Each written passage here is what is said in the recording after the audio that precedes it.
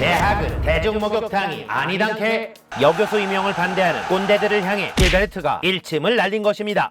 100년 전만 해도 여자가 수학을 공부한다, 말도 안 되는 일이었습니다. 하지만 그러한 사회적 여건 속에서도 세상을 바꾼 위대한 여성 수학자들이 너무 많습니다. 오늘 수업은 레전드 여성 수학자 5분의 이야기입니다. 5분을 뽑기도 어려웠지만 이 안에서 순위를 정하긴 더 어려워서 간생순으로 정리해 보겠습니다. 오늘의 주인공들 잠시 보여드릴게요. 예고편. 히파티아, 소피 제르맹, 소냐 코발레프스키, 에미 뇌터, 마리암 미르자하니. 지금부터 스타트합니다.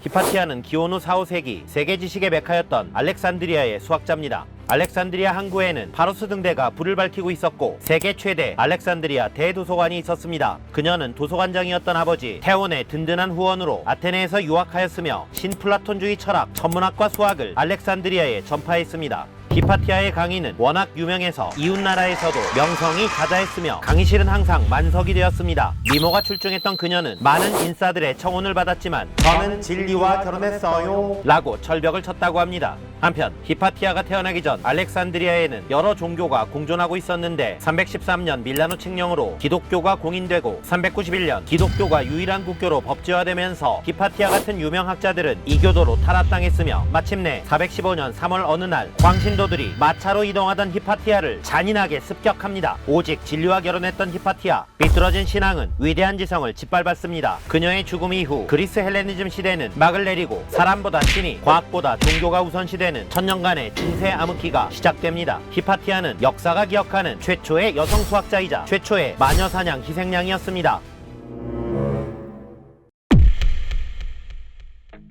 1776년 프랑스 파리에서 소피 제르맹은 제력가의 딸로 태어납니다. 13살이 되던 해 바스티유 감옥 습격 사건 등 파리에는 혁명의 기운이 감돌았고 어린 소녀에게 집 밖은 너무 위험했기에 제르맹은 아빠의 서재에서 독서하는 취미를 갖게 되었습니다. 어느 날 제르맹은 몽티큘러가 쓴 수학의 역사를 읽던 중 알키메데스가 로마 병사에게 죽임을 당할 때까지 기하학 문풀에 몰두했다는 사실에 기하학이 뭐길래 저 아저씨는 죽는 것도 몰랐을까? 동정심은 호기심으로, 호기심은 수학자의 꿈으로 발전했습니다.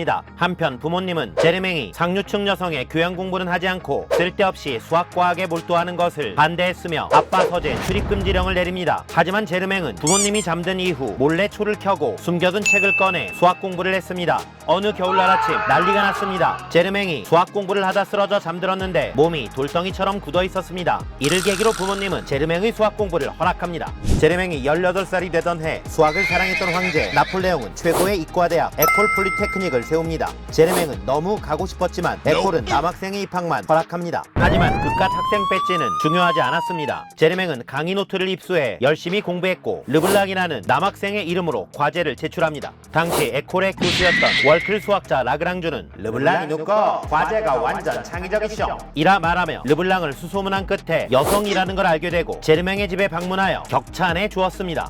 25살에는 당대 최고의 수학자 가우스에게 또 르블랑이라는 이름으로 편지를 보냈으며 페르마의 마지막 정리에서 N은 4일 때의 증명을 보여줍니다. 이놈 봐라, 제법인데? 가우스는 르블랑이 궁금해졌지만 수차례 편지를 주고받았을 뿐 만나진 못했습니다. 이후 나폴레옹이 독일을 침공하자 제르맹은 알키메데스의 트라우마가 떠올랐습니다. 가우스가 위험하다고 생각했던 그녀는 친척이었던 페르네티 장군에게 인류의 보물 가우스를 지켜달라 간청했으며 가우스는 르블랑이 제르맹임을 알게 됩니다. 위험을 벗어난 가우스는 제르맹은 숭고한 용기와 특별한 재능을 가진 여성입니다 라고 말했습니다. 이후 제르맹은 수학과 과학, 특히 탄성학에 대한 독보적인 연구로 여성 최초 프랑스 과학 아카데미에 초청받게 됩니다. 1831년 제르맹은 유방암을 앓기 시작합니다. 가우스는 당시 세계 최고의 대학 괴팅겐에서 제르맹의 명예 박사학위를 추진했는데 아쉽게도 제르맹은 55세를 일기로 세상을 떠났으며 그녀의 사후 괴팅겐은 명예 박사학위를 수여합니다. 제르맹 소수, 제르맹 정리 등을 세상에 남겼으며 제르맹이 없었다면 페르마의 마지막 정리는 증명이 늦어졌을 것입니다. 오늘날 파리에는 소피 제르맹 거리가 있습니다. 막혀 있었던 여성 수학자의 길을 열었기 때문일 것입니다.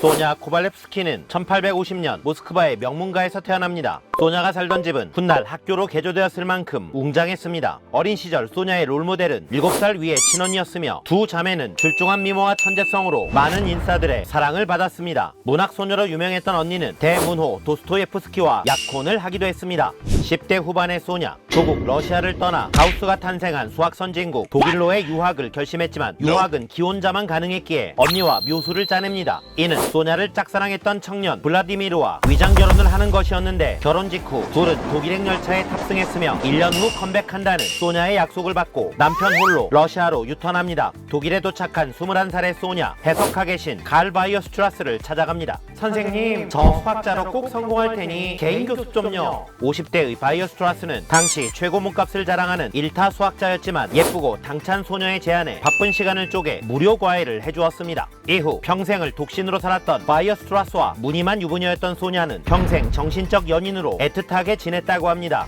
소냐는 24살에 괴팅겐 대학에서 편미분 연구로 박사학위를 받았으며 스톡홀름 대학교 최초의 여자 수학 교수로 발탁됩니다. 38세에는 고정점에서의 회전이라는 논문으로 프랑스 학술원 최고 권위의 보르댕상을 받는 기염을 토합니다. 하지만 1891년 41세에 바이러스에 전염되어 사망합니다. 모두가 사랑했던 소냐, 하지만 평생 진정한 사랑은 이루지 못했습니다. 칼 바이어스트라스는 그로부터 6년 뒤 세상을 떠났으며 무늬만 남편 블라디미르는 찰스 다윈에게 인정받는 유명한 동물학자가 되었지만 그녀가 떠나기 8년 전 금융사기에 연루되어 자살했습니다. 소냐가 남긴 대표 명언은 영혼 속에서 시를 노래하지 않고서는 수학자가 될 수 없다 였는데 시인 기질이 없는 수학자는 진정한 수학자가 아니다. 칼 바이어스트라스의 대표 명언과 비슷합니다. 가우스가 활동했던 19세기부터 히틀러가 뻘짓을 했던 20세기 중반까지 세계 최고의 대학은 독일의 괴팅겐이었습니다. 괴팅겐에는 천문대장 가우스를 필두로 메비우스, 리만, 클라인, 힐베르트 등 월클 수학자들이 이름을 날리고 있었습니다. 수학계의 리더였던 힐베르트가 뛰어난 여성 수학자 한 명을 영입하려 하자 교수회에서 난리가 났습니다. 대학은 대중목욕탕이 아니단케.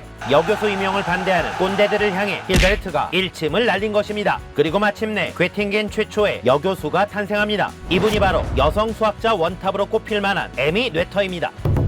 뇌터는 1882년 독일의 에를랑겐에서 태어납니다. 아버지 막스 뇌터는 에를랑겐 대학 수학교수였으며 훗날 남동생 프리츠 뇌터도 곰스크 대학 수학교수가 됩니다. 스위스의 수학명가 베르누이 가문이 있다면 오늘날 뇌터 가문도 수학명가로 꼽힙니다. 1900년 10대 후반에 수학교사 자격증을 따지만 그녀의 꿈은 괴팅겐에서 최고의 수학자들과 겨루는 것이었습니다. 하지만 여자라는 이유로 괴팅겐의 정식 학생은 될 수 없었고 청강생으로 등록하여 클라인, 민콥스키, 힐베르트, 월클 수학자들의 수업을 들었습니다. 이후 아버지의 학교 에를랑겐에서 여학생의 문호를 개방하자 정식 학생이 되어 25살에 박사학위를 취득했고 32살에는 건강이 악화된 아버지의 대타로 강의와 연구를 하며 추상대수학의 성과를 냈습니다. 1916년 36세의 뇌터는 이를 인정받아 클라인과 힐베르트의 도움으로 꿈에 그리던 최고의 대학 괴팅겐에 입성하게 됩니다. 이후 18년간 괴팅겐에서 명강사 뇌터로 이름을 날렸으며 현대물리학의 초석 뇌터 정리와 뇌터링을 통해 월클 수학자로 떠올랐습니다. 뇌터는 힐베르트, 헤르만 바일과 함께 추상대수학의 황금기를 열었으며 남들의 시선이나 외모보다는 연구에만 몰두하면서 여자 아인슈타인이라는 별명을 갖게 되었습니다.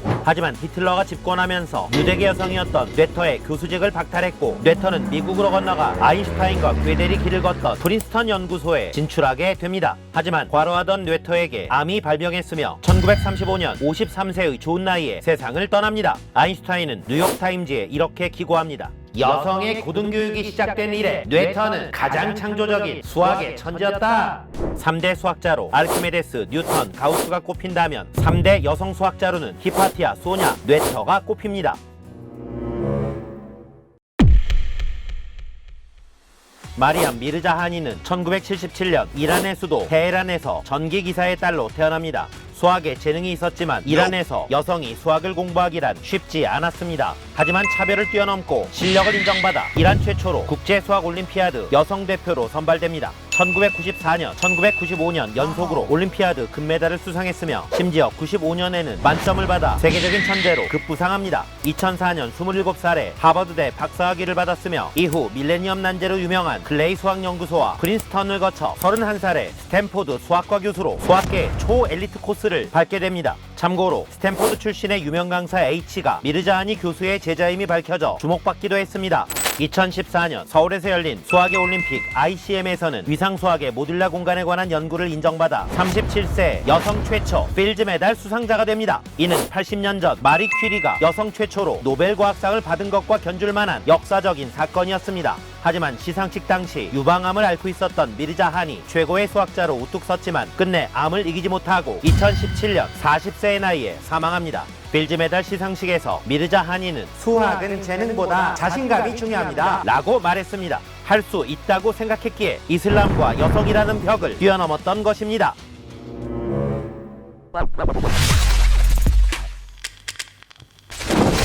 백의의 천사하면 떠오르는 분은 나이팅게일입니다. 크림 전쟁이 한참이던 1850년대 중반, 나이팅게일은 야전병원 간호사였습니다. 당시 병원의 현실은 열악한 시설과 위생으로 입원한 군인들의 사망률은 무려 42%, 전사자보다 병사자가 많았습니다. 나이팅게일은 사망 원인을 수학적으로 분석하고 혁신적인 의료 시스템을 구축하여 사망률을 42%에서 2%로 낮추었습니다. 나이팅게일은 간호사의 탈을 쓴 수학자였으며 여성 수학자 랭킹에 들어가도 이상하지 않습니다. 베스트 5와 나이팅게일 외에 월클 여성 수학자 몇 분 더 소개합니다. 마리아 아네시, 구글 로고에 등장했던 마녀 곡선의 주인공, 메리 서머빌, 스코틀랜드 10파운드 지폐의 인물, 에이다 러블레이스, 시인 바이런의 딸이자 최초의 프로그래머로 유명한 백작 부인, 그레이스 호퍼, 프로그래밍 언어 코볼의 어머니, 캐서린 존슨, 영화 히든 피겨스의 주인공, 나사의 인간 컴퓨터, 캐런 울렌백, 2019년 최초의 여성 아벨상 수상자.